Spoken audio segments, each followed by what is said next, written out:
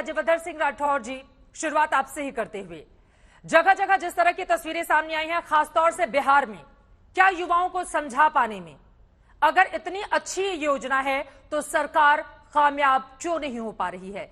जगह जगह हिंसा की, आगजनी की ये तस्वीरें क्या कहती हैं?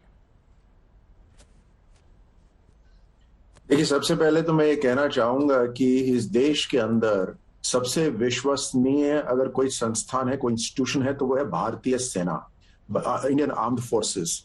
और ये जो योजना बनाई गई है, ये इंडियन आर्म्ड फोर्सेस के द्वारा 2 साल तक गहन अध्ययन करने के बाद में बनाई गई है। क्या जरूरत पड़ी थी इस नई योजना को लाने के लिए? जरूर कहीं ना कहीं हमारी मॉडर्नाइजेशन के अंदर जो औसत एज है भारतीय सेना की, उसके कारण युवा सेना बने और भारत की सेना एक तरह से जो इतनी बड़ी आबादी है युवाओं को, उनको अवसर दे सके भारतीय सेना के अंदर सर्विस करने का या आर्म्ड फोर्सेस के अंदर सर्विस करने का। जो डिफेंस बजट है वो बहुत बड़ा डिफेंस बजट, मॉडर्नाइजेशन नहीं हो पा रही है, उसके कारण भारतीय सेना बार बार कह रही है, आर्म्ड फोर्सेस बार बार कह रही है हमें मॉडर्नाइजेशन चाहिए। इन सब का सवाल, इन सब का उत्तर इस नई योजना के अंदर है।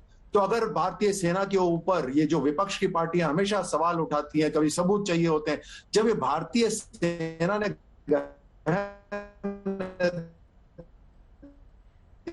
राज्यवर्धन जी, बीच बीच में आपकी आवाज कट रही है, लेकिन इसी से जुड़ा हुआ अगला सवाल जल्दी से मैं आपसे ले लेती हूं। फिर 4 साल की नौकरी क्यों दी जा रही है? लोगों के जहन में यह सवाल है ना, इतने सालों से जो नौजवान मेहनत करता है, मशक्कत करता है, अगर उसको सरकारी सेवा में जाना है, वो देश की सेवा करना चाहता है, तो सिर्फ 3 साल या 4 साल का ही मौका उसको क्यों दिया जा रहा है? ये बात इन युवाओं के गले से नहीं उतर रही जो इस वक्त विरोध कर रहे हैं। उनको जो सेना के अंदर 4 साल का और भी अपने जीवन के अंदर दूसरी पुलिस और पैरामिलिट्री जो सीएपीएफ है, बीएसएफ, सीआरपीएफ, उन सब के अंदर सर्विस करने का अवसर दिया जा रहा है, उनको ट्रेन कराया जा रहा है एक ऐसे समय जब आमतौर पे वो शिक्षा ग्रहण कर रहे होते हैं। 24 साल तक की उम्र में किसी की नौकरी नहीं लगती है, लेकिन यहां पर पैसे देने नहीं है, आपको सरकार पैसे देगी। और जब आप बाहर भी जाएंगे, पहले तो 25% तक लोगों को रख लिया जाएगा सेना के अंदर, और उसके बाद अगर आप बाहर भी जाएंगे तो आपके पास पूरी सर्टिफिकेशन होगी, आपके पास डिग्री होगी, आपके पास 20 लाख रुपए का बैंक बैलेंस होगा खुद का, और साथ साथ आपके पास प्राथमिकता, नौकरी की गारंटी नहीं होगी, इसीलिए ये विरोध प्रदर्शन हो रहा है। इस बात की गारंटी आखिर कौन देगा कि अगर 4 साल के बाद हम वहां से रिटायर होकर आते हैं तो हमको किसी और फोर्सेस में या कहीं भी आसानी से मौका मिल जाएगा? ये तो वही स्थिति हो गई, 4 साल नौकरी करें किशोरावस्था से लेकर युवावस्था में, और युवावस्था में जाकर फिर से बेरोजगार हो जाएं।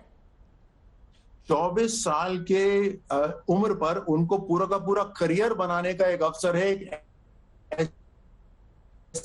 संस्था ट्रेन कर रही है जो कोई साधारण संस्था नहीं है, भारतीय सेना है, भारतीय वायु सेना या नौसेना है, वो आपको ट्रेन करके भेज रहे हैं। आपको जीवन भर आपके ठप्पा लगना है, आपको टेक्निकल स्किल आपको हर तरह से पता है। ये सब होने पर आप ये समझिए कि आप एक एजुकेशन इंस्टीट्यूशन से निकल रहे हैं पैसे के साथ में। आलोक शर्मा जी, ये तो सच बात है ना, पैसे के साथ आप निकल रहे हैं, वो भी जब आर्मी के लोग, एयरफोर्स, यहां तक कि आपको इस तरह से ट्रेन कर दिया जाएगा कि बाहर निकलने में आपको ज्यादा मशक्कत नहीं करनी पड़ेगी, लेकिन आगजनी करके, ट्रेनें जलाकर, लोगों की गाड़ियां फूंककर, जो बुजुर्ग हैं, आज हमने जिस तरह की विचलित कर देने वाली तस्वीरें देखी, अपनी जान बचाकर भागते हुए लोग नजर आ रहे हैं रेलवे स्टेशन से। कौन भड़का रहा है इन युवाओं को? कोई बड़ी सियासी साजिश तो नहीं है इसके पीछे? आलोक शर्मा जी, सरकार पकौड़े तल रही थी क्या? इतनी बड़ी साजिश हो गई, 16 राज्यों में हिंसा हो गई, और ये क्या यहाँ पर केवल बयानवीर हैं लोग? जांच एजेंसियां कहाँ थी पहले से? सिक्योरिटी एजेंसीज कहाँ थी पहले से? क्या कोई ब्रेनस्टॉर्मिंग हुआ था? क्या किसी तरह का कोई डिस्कशन हुआ था? पिछले हफ्ते जब हिंसा हुई तो पाकिस्तान से हिंसा हुई थी, इनके मंत्री कह के चले गए मीडिया में आके बयानवीर, उसके बाद क्या हुआ पता नहीं चला।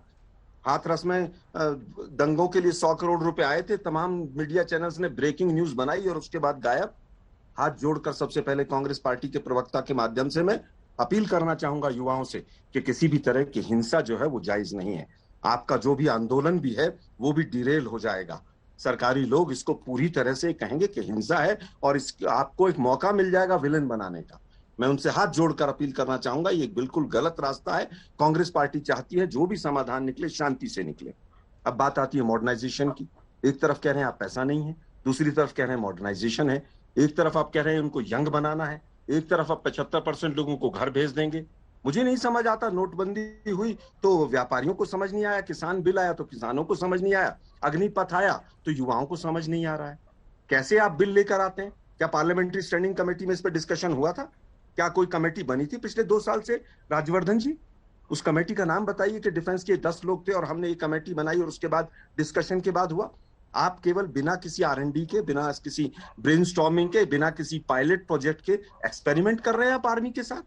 न्यू रैंकिंग सिस्टम अब बाद में आएगा। आर्मी के लोग खुद सामने आकर फिर इसको डिफेंड क्यों कर रहे हैं? आर्मी चीफ सामने आकर इसकी खूबियां बता रहे हैं, नेवी चीफ आकर सामने खूबियां बता रहे हैं। मैंने कहा कम से कम आर्मी पर, अपनी सेना पर तो भरोसा करेंगे या नहीं करेंगे? सरकार के ऊपर तो मत कीजिए। क्या अपनी सेना पर भरोसा है, उनकी जुबान पर भरोसा है या फिर नहीं किया जाए? आलोक शर्मा जी, आप तो उनको भी कटघरे में खड़ा कर दे रहे हैं। चित्रा जी, देश के प्रधानमंत्री ने कहा था 15 लाख रुपए आगे आ गए क्या? वो डिफेंस से तो वो भी ऊपर है। 100 स्मार्ट सिटी बन गई क्या? बुलेट ट्रेन में तो मैं बैठ के आया ही था अभी। मुझे लगता है कि बयानवीर और सरकार है, आज सरकार ने जितना राजनीतिकरण किया है कि डिफेंस के तीनों एक्सपर्ट्स को आकर सफाई देनी पड़ रही है, ये देश के लिए दुर्भाग्य है। क्या राजनीतिकरण कर दिया है सेना का राज्यवर्धन सिंह राठौड़ जी जो आरोप लगा रहे हैं? आलोक शर्मा, 1 रैंक 1 पेंशन के नाम पर वोट मांगी गई, अब नो रैंक और नो पेंशन। आप बताइए। ठीक है, मैं जवाब ले लेती हूँ। भारतीय सेना, जरा राज्यवर्धन जी बताएं मुझे। भारतीय सेना की जो डिमांड है, जो रिक्वायरमेंट है, जवाब सुन लेते हैं। उसको दोनों लोग बोलेंगे फिर उनकी आवाज नहीं आएगी, प्लीज। हर चीज को राजवर्धन जी। आलोक जी, आपकी तारीफ कर रहा हूँ मैं, 1 मिनट सुनिए, मेरी बात सुनिए आलोक जी। आपको आपकी मैं तारीफ कर रहा हूँ अभी। मैं आलोक की तारीफ करता हूँ, एक बार सुनिए जरा। सबसे पहले आलोक जी ने यहाँ पर अपील करी।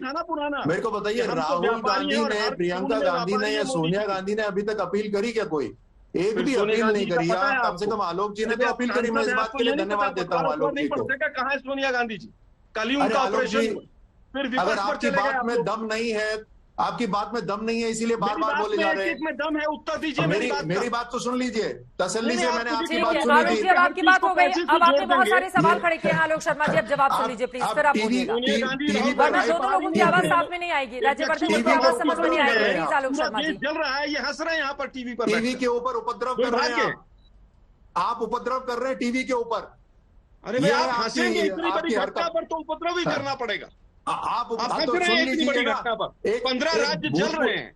एक सैनिक की बात भी सुन लीजिए, या खुद ही बोलते रहेंगे सेना के बारे में? आपको ज्यादा पता है, हमें ज्यादा पता है। अब सुन लीजिए तसल्ली से। सबसे पहले तो आपको धन्यवाद कि आपने अपील करी युवाओं से। अब मैं चाहता हूं कि आपके जो लीडर हैं वो भी अपील कर दें।